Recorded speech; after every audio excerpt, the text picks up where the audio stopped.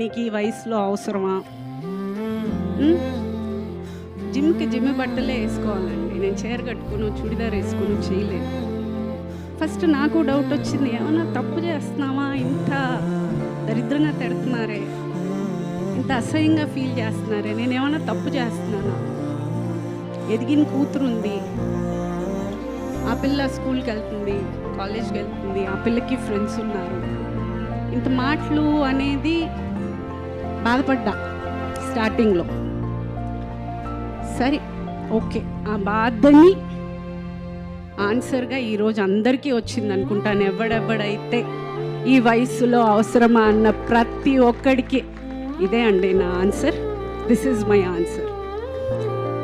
And ఇంకొకటి, ఈ Asian గేమ్స్లో నాకు వచ్చిన మెడల్ని నేను సినిమా సంబంధించిన ప్రతి లేడీ ఆర్టిస్ట్కి నేను డెడికేట్ చేస్తున్నాను. బికాజ్ మాట అనడం, మాట దొరలడం చాలా ఈజీ. అమ్మాయిని చూడగానే ఒక ఫోటో పెట్టిందంటే మాట రాసేయడం చాలా ఈజీగా రాసేస్తారు. ఆలోచన ఉండదు.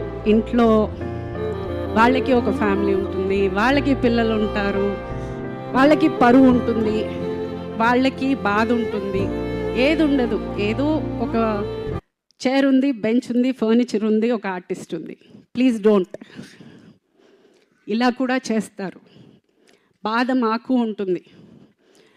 దయచేసి కమెంట్ చేసే ముందు ఒక్క నిమిషం ఆలోచించండి. ఏమంటే మన ఇంట్లో కూడా ఉన్నారు కదా ఆడవాళ్ళు, అదొకటి ఆలోచించుకోండి ప్లీజ్.